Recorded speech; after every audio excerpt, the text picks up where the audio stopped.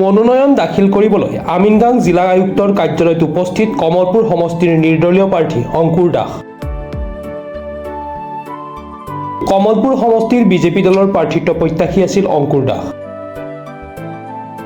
টিকটৰ পৰা বঞ্চিত হৈ আজি নিৰ্দলীয় প্ৰাৰ্থী হিচাপে মনোনয়ন দাখিল কৰিলে অংকুৰ দাসে। নতুন দিগন্তৰ সূচনা হ'ল। কমলপুৰ সমষ্টিত আজিৰ পৰা এক পৰিৱৰ্তনৰ যাত্ৰা আৰম্ভ হ'ব। 4 মে'ৰ দিনা আপোনালোক আহিব, সেইদিনা আপোনালোকে মোক প্ৰশ্ন কৰিব মোৰ প্ৰথম কাম তিনিটা কি হ'ব। মই অতিশয় আশাবাদী, ৰাইজৰ মনৰ কথা মই জানিছোঁ, ভোটাৰৰ মনৰ কথা মই জানিছোঁ।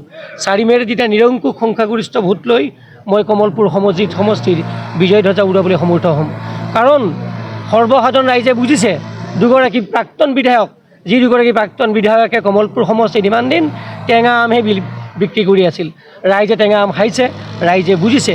আৰু সেইবাবে সদায় ৰাইজৰ লগত থকা অংকুৰ দাসে এজন সাধাৰণ মানুহ, বাহিৰত আছিলে অত্যন্ত সাধাৰণ মানুহ এজনে আজি মনৰ সাহস লৈ কমলপুৰ সমষ্টিৰ হৈ আজি মনোনয়ন পত্ৰ নিৰ্দলীয়ভাৱে দাখিল কৰিলে। আজিৰ এই দাখিলৰ লগে লগে এক নৱ অধ্যায়ৰ সূচনা হ'ল। কমলপুৰ সমষ্টিৰ নতুন এক উন্নয়নৰ যাত্ৰা আজিৰ পৰাই আৰম্ভ হোৱা বুলি আপোনালোকে ভাবিব পাৰে। কমলপুৰ সমষ্টিৰ উন্নয়নৰ ক্ষেত্ৰত কি ক'ব আপুনি? মোৰতো মনে কয় এওঁলোক বহুত দূৰত থাকিব। ৰাইজে প্ৰত্যাখ্যান কৰা মানুহ ক'ৰ পৰা ভোট আহিব? 20-30 হাজাৰ ভোট পাই তেওঁলোক সন্তুষ্ট থাকিব। আৰু কমলপুৰ সমষ্টিত প্ৰায় 80,000 ভোট লৈ মই আগবাঢ়ি যাম। এয়া মোৰ মনৰ কথা নহয়, ৰাইজৰ মনৰ কথা। ৰাইজে দেখিছে কিমান সততাৰে, কিমান নিষ্ঠাৰে প্ৰায় 25 বছৰ ধৰি সম্পূৰ্ণ কমলপুৰ সমষ্টিৰ ৰাইজৰ উন্নতিৰ হকে লাগি থকা মানুহ আমি। শিক্ষাৰ ক্ষেত্ৰতে হওক, স্বাস্থ্যৰ ক্ষেত্ৰতে হওক বা অন্য ক্ষেত্ৰতে হওক, ৰাইজে যদি কাৰোবাৰ নাম লয় সেয়া হৈছে অংকুৰ দাস। মোক এজন সাংবাদিক দাদাই প্ৰশ্ন কৰিছে মোৰ প্ৰথম কাম কি হ'ব। জিকাৰ প্ৰথম 3 মাহ ভিতৰত কমলপুৰ সমষ্টি ড্ৰাগছ মুক্ত হ'ব। এক কথা দিছোঁ, এক কথা নহয়, এক কামেৰে প্ৰতিফলিত হ'ব।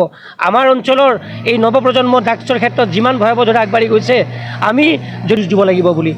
আপোনালোকে মোৰ মনত কষ্ট অনুভৱ হয় এই ক্ষেত্ৰত, যেতিয়া এগৰাকী ষ্টাৰ পোৱা ল'ৰাই লণ্ডনৰ পৰা M.Tech কৰি আহে, কিয় তেওঁ বাৰু আমাৰ সমাজৰ প্ৰত্যেকটো স্তৰৰ মানুহক নিজৰ সন্তান বুলি ভাবিব নোৱাৰে?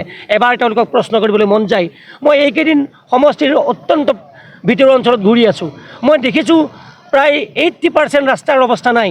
দিগন্ত দাই যে কয় মই ৰাস্তা বনাইছোঁ, মই বিচাৰিছোঁ শ্বেতপত্ৰ প্ৰকাশ কৰক, কিমান কিলোমিটাৰ প্ৰকাশ কৰি তেওঁ বনাব পাৰিছে এবাৰ ৰাইজে জানিব খোজে।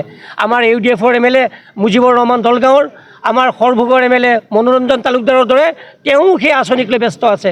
আমি বিচাৰোঁ কমলপুৰ সমষ্টিক লৈ এক নৱ প্ৰকল্পৰ নৱ পৰিকল্পনাৰ প্ৰয়োজন আছে। আমিতো কৈয়ে দিছোঁ সমাগত নিৰ্বাচনত যদি আমি আগবাঢ়ি যাব পাৰোঁ, প্ৰথম 3 মাহৰ ভিতৰত 6 গৰাকী ল'ৰা ছোৱালীক মই বাহিৰলৈ লৈ যাম, যি সহায়ৰ বাবে কমলপুৰ সমষ্টিৰ দৰিদ্ৰ জনসাধাৰণৰ অৱস্থা অকণমান হ'লেও আগবাঢ়িব।